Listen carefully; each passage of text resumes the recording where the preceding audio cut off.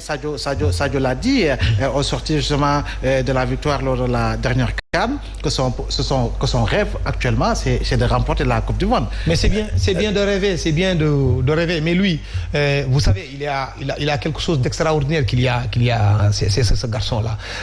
Il a tout ce qu'il lui faut, tout. Mais moi, ce qui m'impressionne très franchement, j'ai l'habitude de suivre l'équipe nationale depuis plus de 20 ans, je suis avec eux depuis 2002. Mais j'ai jamais vu un garçon comme Sadio Mané. C'est tout simplement extraordinaire. Ce qu'il fait dans le terrain, ce qu'il fait en dehors du terrain. Aujourd'hui, vous entendez, les Égyptiens sont en train de râler sous le prétexte que Salah aurait vécu ça. On lui a mis des lasers, on l'a hurlé dessus, on l'a crié dessus, on l'aurait insulté. Sadio Mané a vécu la même chose. Moi, j'étais au Caire. Personne ne me l'a raconté. Avant, pendant, après.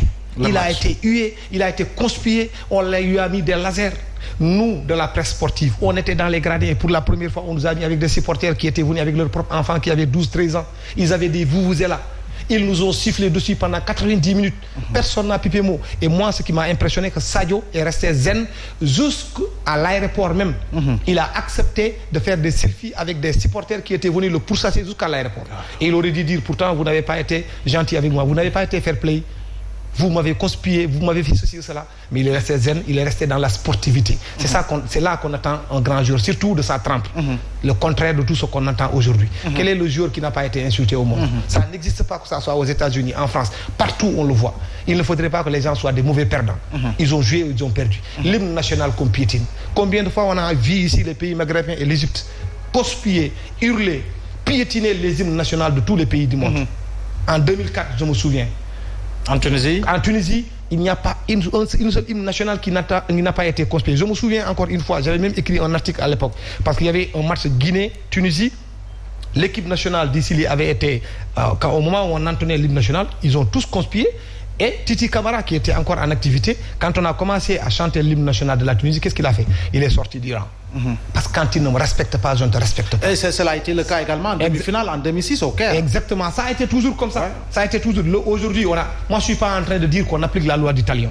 Mais quand même, il ne faudrait pas aussi qu'ils revoient, qu'ils balayent devant leur porte. Qu'ils essaient de mettre un tout petit peu de l'eau dans leur vin. Qu'ils ne soient pas beaucoup plus sereins, qu'ils oublient aussi qu'il y a des matchs aller et retour. Les Sénégalais sont presque connus pour leur passivité. Attention, on n'a pas l'habitude de voir dans nos matchs, dans les championnats, des lasers. C'est parce qu'ils ont vu au match aller qu'il y avait énormément de supporters qui empêchaient les joueurs sénégalais, notre gardien, les stars de notre équipe, de jouer convenablement. C'est pour cette raison qu'ils ont dit, mais écoutez, nous allons leur rendre la monnaie de leur pièce. C'est ce qui a été fait. Les injures et autres, mais quand même. Qu'est-ce que Khalidou Koulibaly n'a pas vécu à Naples? Qu'est-ce que Samuel Eto'o n'a pas vécu à Naples? Mais quand même, il faut connaître. C'est extraordinaire. Isalaï, Abdoulaye l'a dit, et on se prépare justement pour le tirage au sort prévu vendredi. Est-ce qu'aujourd'hui, après cette qualification, le 12e Gaïndé également est en train de s'organiser autour justement de vous en tant que président, mais également autour de la fédération, je veux dire même du ministère des Sports, pour trouver véritablement les voies et moyens afin d'avoir en tout cas une bonne représentation de supporters justement au niveau du Qatar? Oui, d'abord je pense que la forte mobilisation, c'est la résultante du respect scrupuleuse des codes du 12e Gaïndé que nous avons diffusé partout. Il suffisait de se mettre au couleur national. Il suffisait de chanter encore l'hymne national, mais surtout de motiver nos joueurs et de les galvaniser et de les pousser vers à ce qu'ils viennent pour marquer plus de buts, mais surtout de perturber les Égyptiens à chaque toucher de balle. Et c'est ça que nous avons réussi. Je pense que la défense a été extraordinaire, mais c'était la forte mobilisation des Sénégalais qui était l'élément essentiel. Vous étiez à la défense et l'attaque? Non, moi j'avais une fois dit à l'aller que l'arme fatale pour les matchs Sénégal-Égypte, Égypte-Sénégal, c'est le 12e Gaïndé. J'étais très clair. Je l'avais dit à l'avant même, une semaine avant le match aller. Parce que nous avons vécu une fois en Égypte. Le président vient de le rappeler. Nous avons vu ce qui s'est passé là-bas. Mais hélas, tout ça ne nous intéressait pas. Ce qui nous intéressait, nous, 12e Gaïndé, c'était de maximiser nos chances. Et nous l'avens fait. Et en cela, comme nous l'avons dit, le centre de patriotisme de tout un Sénégalais qui a compris qu'effectivement, quand le Sénégal a besoin de ses fils, chacun de nous doit répondre présent. Maintenant, les perspectives, ce n'est rien d'autre que reconduire cette dynamique de mobilisation, cet élan de solidarité qui s'appelle Sénégal manque outundam jusqu'en 2026, en passant par les 2024, les JO, parce qu'il ne faut pas oublier que il y a les JO de 2024 et la prochaine CAN. Et la prochaine CAN. En Côte d'Ivoire. Cette dynamique, nous allons conserver jusqu'en 2026. Maintenant, cet objectif a un coût.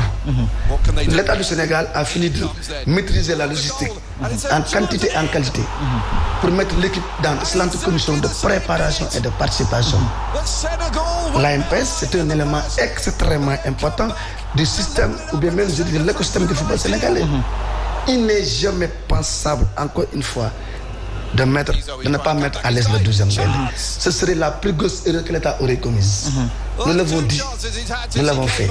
Nous avons dit que s'il y a quelqu'un, à part le 11 jours, le 12e gain est le seul soit capable de booster les Lions et les pousser vers la victoire. Pourquoi? Les joueurs, quand ils sont là, ils ne demandent pas la présence massive des journalistes. Mais plutôt des ils ne demandent pas la présence massive des autorités. Ils ont demandé le 12e gain. Alors, cela veut dire que vous allez préparer votre djellaba et turban jaune rouge. Non, mais écoutez, vous savez, c'est un charme, le fait de porter le couleur vert jaune. Vous avez vu comment c'était beau les stades hier. En dehors même de cette fierté d'appartenir à une nation qui s'appelle le Sénégal, il y avait un autre charme. Tout le monde était tombé sur le charme parce qu'il y avait les couleurs nationales qui flottaient partout. Et ça, en dehors de l'aspect sportif, il y a un autre aspect culturel et touristique qu'il faut vendre. Et le 12e gain, c'est un socle pour l'applicabilité de toute cette politique. Et d'ailleurs, nous sommes très optimistes parce que son excellence, le président Macky Sall, le premier 12e gain, a toujours répondu positivement à toutes nos requêtes. Alors, voilà ce que c'est là. Pour porter ce plaidoyer, en tout cas, le Qatar est un bon ami du Sénégal. Il faudra impérativement, et j'en suis certain même que le président prendra toutes les dispositions et mettra également à disponibilité le ministre Matarba, très engagé, aux côtés du 12e Gandé, pour que l'on ait une bonne représentation justement au Qatar. Et partant de cela, Abdoulaye, alors, qui faut-il éviter justement pour le premier tour?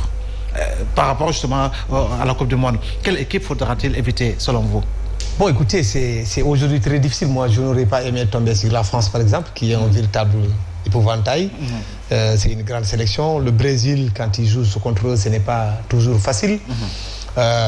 Mais qu'il faudrait éviter. Moi, je pense qu'en 2018, par exemple, on avait une bonne poule. Oui, c'était une poule d'abord cosmopolite, la seule où aucune équipe n'a remporté une Coupe du Monde. Il y avait l'Afrique, il y avait l'Europe, il y avait l'Amérique du Sud, il y avait l'Asie.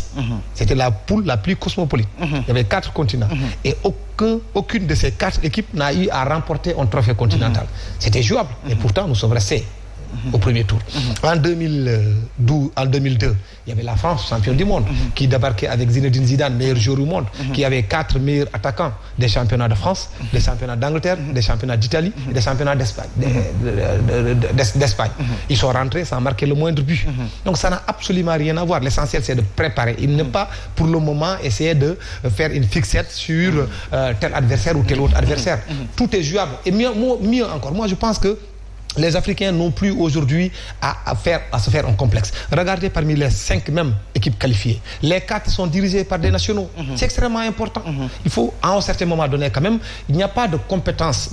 Pour moi, ce n'est pas une question de national ou de sorcier blanc. Mais c'est un plaisir de constater que c'était capable de faire Bruno Metsu, ce qui était capable de faire Claude Leroy.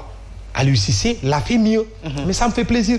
C'est la même chose que je vois Rigo Persson qui est en train, après sa reconversion, est en train de le réussir au Cameroun. Là où un entraîneur qui était là n'a même pas pu faire, n'a même pas pu les faire gagner. C'est eux-mêmes. Et vous voyez, si vous voyez l'Algérie, l'Égypte, non, la Tunisie, c'est la même situation. Aujourd'hui, il n'y a que Vaïd Ali Logique qui a réussi à composter le ticket avec le Maroc. Du Maroc au détriment d'un autre national, le Malien, Magazouba, pour ne pas le citer. Donc, à ce niveau-là, quand même, il y a beaucoup de choses qui sont faites. Mieux en termes d'infrastructure. Aujourd'hui, nous avons eu la chance d'avoir le plus beau stade d'Afrique. Je pèse bien mes mots. Moi, j'étais à Soccer City en 2010, lors de la finale. Le stade de Johannesburg qui a été construit sous Nelson Mandela. Ce stade-là, la différence entre ce stade et le stade du Sénégal, c'est qu'il y a une piste. Ici, vous êtes beaucoup plus proche du public. C'est un stade construit à l'image du Spartak de Moscou, à l'image de ce qui se passe à Bayern de Munich, à l'image de ce qui se fait aujourd'hui en Angleterre, avec Chelsea avec Manchester United et tout. Donc nous avons ce beau joyau-là. Ça, quand même, je pense que c'est extrêmement important. Vous voyez les Camerounais, qu'est-ce qu'ils n'ont pas investi? Plus d'un demi-milliard de dollars. Ils l'ont mis pour avoir des infrastructures. Oui, il y a un problème. Investir, avoir des infrastructures, c'est un cas. Mais maintenir notre principal problème se situe à ce niveau-là.